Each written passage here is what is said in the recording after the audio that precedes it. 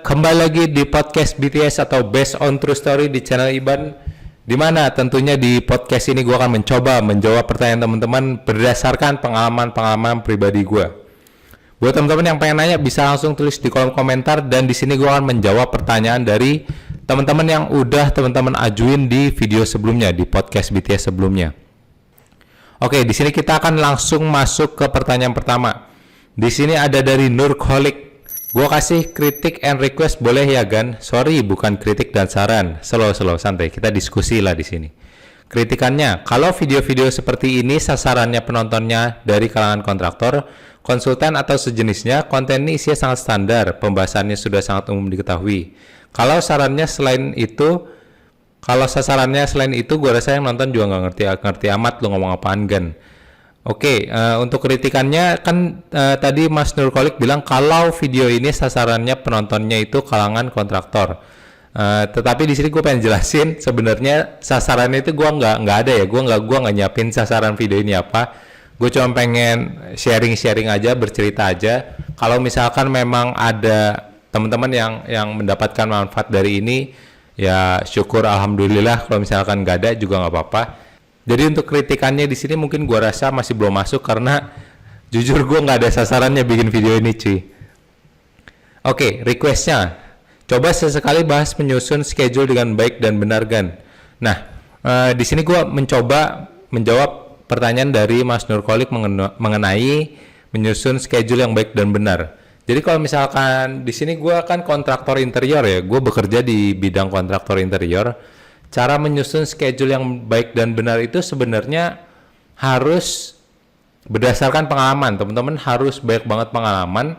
Kenapa gue bilang harus banyak pengalaman? Karena percuma misalkan teman-teman belum pernah punya pengalaman sedikit pun, tapi teman-teman langsung bikin schedule, misalkan masih kosong banget, teman-teman langsung nanya ke tukang kan, kira-kira ngerjain plafon butuh berapa, komponnya, kemudian misalkan keramiknya, kemudian misalkan ada ducting AC, mana duluan, itu tuh kalau misalkan memang pertama-tama tuh teman-teman harus tanya ke tukang.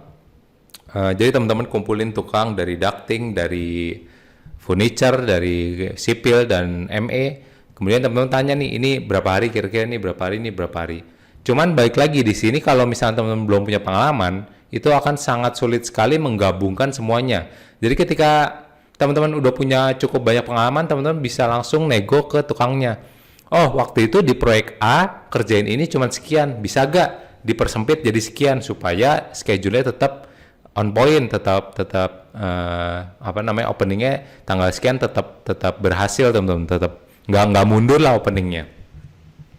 Ya itu untuk pertanyaan pertama, request pertama. Kemudian di sini ada bahas cara mengontrol cost sebuah project, trik-trik apa saja biar project nggak terlambat. Nah ini untuk project nggak terlambat sebenarnya membutuhkan yang namanya mandor. Mandor itu fungsinya ya buat ngontrol ke lapangan dan memastikan project tersebut schedule-nya tuh nggak mundur teman-teman. Jadi mandor tuh yang harus tahu, oh ini nih harusnya keramik masang sekian hari kelar, oh ini nggak kelar. Kalau misalnya nggak kelar, cari tahu kenapa. Misalkan SDM-nya kurang, sumber daya manusia kurang, atau misalkan oh semennya ternyata suka telat-telat.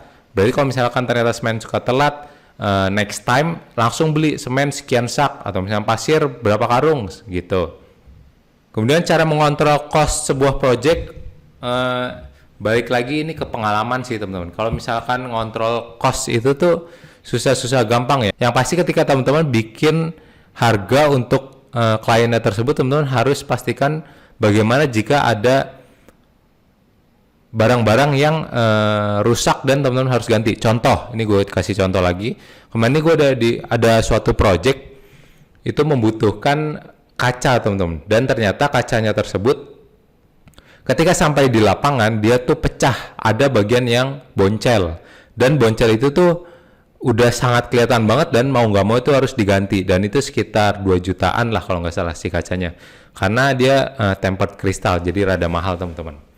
Nah itu salah satu contoh cost yang sebenarnya apa ya sebutannya, kalau misalnya di project, kalau misalnya di kontraktor itu sebutannya kerjaan spare lah teman-teman. Jadi jangan sampai teman-teman ngejualnya itu pas-pasan banget sehingga nggak punya spare sekian persen untuk menanggulangi hal-hal yang tak terduga seperti contoh gue tadi.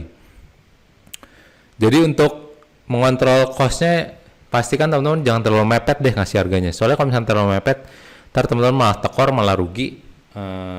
Ya jadi nggak bagus teman-teman buat keuangannya teman-teman ya. Nah, oke, berikutnya teman-teman. Di sini ada request masih dari Mas Kolik, cara marahin subkon yang beretika itu kayak gimana? Wah, ini jujur kalau gue sih kurang bisa ya marahin subkon yang udah salah gitu, yang beretika. Gue sih kalau udah marah aja, tapi seenggaknya nggak sampai keluar kebun binatang juga sih. Jadi gue ceritain sedikit. Waktu itu gue punya subkon ME, dia tuh salah masang trafo. Di sini gue ceritain dulu deh. Jadi untuk lampu pada umumnya itu teman-teman, lampu bohlam itu memiliki voltnya itu tuh tegangannya adalah 220 volt. Itu adalah tegangan standar atau tegangan rumah pada umumnya lah. Itu 220 volt. Tetapi ada juga lampu yang memiliki voltnya itu cuma 12 volt atau 24 volt. Nah, itu contohnya adalah spotlight atau LED strip, itu pasti menggunakan trafo. Trafo itu fungsinya untuk menurunkan tegangan dari 220 itu ke kebutuhannya, entah 12, entah 24. Nah, waktu itu kebetulan LED strip gue itu membutuhkan voltnya itu tuh 24 volt. Tapi sama si subkonnya itu dipasang trafonya itu yang 12 volt. Kenapa dia bisa salah? Yaitu balik karena dia nggak baca gambar, dia juga nggak baca dus lampunya dia berapa volt, langsung aja dipasang trafo yang 12 volt karena ada sangat banyak sih memang di satu proyek tersebut, ada yang 12, ada yang 24, jadi memang harus teliti banget. Nah dari situ menimbulkan logo, jadi itu LED strip teman-teman, ada logo, bentar, nggak ada contohnya. Jadi itu logo tersebut menyebabkan meleleh teman-teman, dia logo itu dari akrilik. Terus udah gitu logonya meleleh.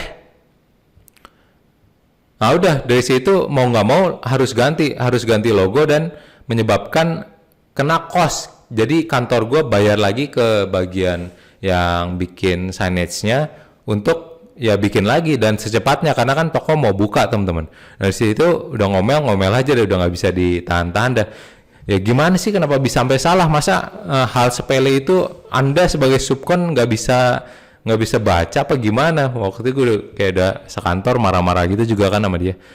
Cuman seenggaknya nggak sampai keluar kebun binatang juga sih. Buat Mas Nurkolik, gue kurang bisa ngasih tahu sih cara marahin subkon yang beretika. Karena kalau misalnya udah salah, menurut gue udah salah aja gitu loh.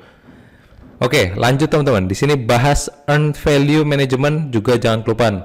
Gue nggak ngerti maksudnya apa. Mungkin kalau misalnya teman-teman yang belajar S2 atau S3 mungkin ngerti ya mengenai earn value dan sebagainya. Oke, itu dari Mas Nur Kolik. Kemudian di sini ada dari Muhammad Rafif. Bener bang, aneh sendiri masih takut buat nyusun BQ atau RAB karena urusannya dengan cost dan lain-lain. Makanya sekarang aneh jadi desainer. Nah betul teman-teman, memang kalau misalkan teman-teman belum banyak pengalaman mengenai kontraktor itu sangat berbahaya sekali, bukan berbahaya ya. Lebih ke sangat harus berhati-hati sekali karena kalau misalkan enggak ya teman-teman tekor, teman-teman rugi dan malah nggak bagus buat keuangan teman-teman ya. Oke lanjut teman-teman, di sini ada dari Erwin Nirwan. Boleh nanya Bro Iban, seorang arsitek itu perlu kontrol pembelian barang tidak dalam dunia kontraktor, contoh pengembalian material bukan hasil akhir pemasangan. Nah ini menurut gua untuk kontrol pembelian barang itu kalau misalkan barang itu seperti keramik, pasir, semen, kemudian juga gypsum itu tuh nggak perlu. Tapi di sini kalau misalkan yang perlu dikontrol itu contohnya seperti ini, karena gue pernah kerja di desainer juga.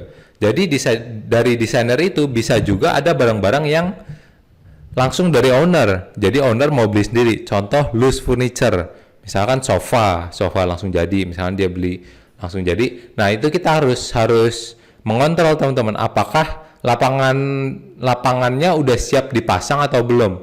Nah jadi kontrolnya itu sebatas itu, apakah lapangannya udah siap atau misalkan di bagian loose furniture itu membutuhkan waktu untuk produksi, butuh produksinya berapa lama, jadinya tanggal berapa, kemudian juga pengirimannya berapa lama, itu teman-teman harus kontrol teman-teman, supaya ketika lapangan udah ready, teman-teman tanya nih ke kontraktor, nih sebagai desainer ya, teman-teman tanya ke kontraktor, udah siap belum lapangannya? Oh udah siap. Ya udah, kalau misalnya udah siap, teman-teman langsung hubungin bagian yang custom loose furniture tersebut. Nih barang udah siap nih, bisa langsung dikirim. Ntar kalau misalnya dikirim jam berapa? Apakah masuknya malam hari? Kalau misalkan mall kan, toko mall dia izin keluar masuk barang kan nggak boleh pas operasional. Mungkin sebelum jam 10 pagi atau ya setelah mall tutup jam 10 malam baru boleh barang masuk. Nah jadi itu jawabannya untuk Mas Erwin, batasan kontrolnya itu seperti itu ya menurut gue ya. Mungkin kalau misalnya Mas Erwin masih bingung bisa tanya lagi di kolom komentar. Kemudian berikutnya di sini yang terakhir di sini ada dari Fauzi Iqbal. Ada tipsnya gak bang bagaimana cara klien tuh lebih cocok dengan harga yang kita tawar? Karena seringkali terjadi lapangan klien kebanyakan nanya tapi ujung-ujungnya nggak jodoh. Padahal hasil render portfolio itu udah bagus. Nah ini pertanyaan Mas Fauzi menurut gue cukup menarik. Jadi sebenarnya untuk dapetin proyek, intinya kan untuk dapetin proyek ya. Untuk dapetin proyek ini gue ngutip dari salah seorang YouTuber juga, cuman gue lupa siapa. Dia tuh bilang cara dapetin proyek tuh ada dua faktor yang bisa supaya teman-teman dapat proyek. Pertama yaitu adalah hoki, kedua itu adalah skill. Jadi kalau misalnya tanpa dua faktor nih teman-teman nggak akan bisa dapat proyek. Contohnya gini, teman-teman belum punya ini mungkin konteksnya itu sebagai desainer. Nih teman-teman misalkan udah punya skill render bagus, bikin gambar kerja bagus, bikin detail bagus, tapi hokinya tuh nggak ada. Hoki itu tuh ada waktu, ada orang gitu teman-teman. Hokinya itu nggak dapat, percuma, teman-teman nggak akan dapat klien gitu loh. Kalau misalnya teman-teman cuma punya skill tapi hokinya nggak ada. Nah, baik lagi, ketika teman-teman punya saudara atau misalkan punya klien, pengen ngebangun, ini gue ngomongnya interior ya, pengen ngebangun sebuah bedroom misalnya, atau misalnya sebuah rumah tinggal lah, entah bedroom, living room, kitchen dan sebagainya. Teman-teman udah dapat nih, oh si saudara gue pengen ini nih. Nah tapi ternyata skill teman-teman tuh belum ada. Teman-teman nggak bisa render, teman-teman nggak bisa bikin gambar kerja, itu tuh juga percuma. Nah jadi bagaimana tips and triknya sebenarnya harus hoki dan teman-teman harus naikin skillnya teman-teman dulu. Jadi kalau misalnya teman-teman udah bisa render, udah bisa bikin gambar kerja, udah bisa kontrol lapangan dan sebagainya, itu udah tinggal berdoa aja nih teman, berdoa supaya dapat orang yang tepat, mungkin dari kenalan saudara teman-teman atau misalkan dari mana. Soalnya jujur gue sendiri pun juga menurut gue tuh hokinya masih kurang teman-teman. Contohnya gini, waktu itu gue ada saudara sendiri gitu ya, pengen nge-build sebuah apartemen kecil lah, kayak cuman 2 bedroom, living room sama kitchen. Nah terus udah gitu gue udah desain, kemudian juga udah gua ajuin juga untuk BQ-nya. Itu tuh kalau nggak salah habis cuman sekitar 40 jutaan. Nah tapi si kliennya tersebut karena dia sangat hitung-hitungan walaupun saudara sendiri, akhirnya kliennya nggak mau ambil gua dan dia langsung direct to tukang. Nah dia tuh dapat harga ya 30 juta awal, jadi kurang lebih memang di situ gue cuaninnya tuh 10 juta teman-teman. Nah jadi baik lagi ya, itu tuh harus hoki ya. Gue sendiri juga menurut gue hokinya tuh masih kurang. Nah maka dari itu kalau misalkan memang teman-teman gak punya hoki tapi punya skill, seenggaknya teman-teman kerja dulu deh. Menurut gue kerja dulu di kantor, di perusahaan, supaya ya teman-teman bisa survive lah, bisa hidup, bisa dapat penghasilan ya teman-teman. Oke teman-teman, kayaknya itu aja video singkat kali ini. Kalau misalnya teman-teman ada yang bingung atau mau nanya lagi, bisa diskusi di kolom komentar ya. Oke, kalau gitu sampai jumpa di video selanjutnya. Dadah.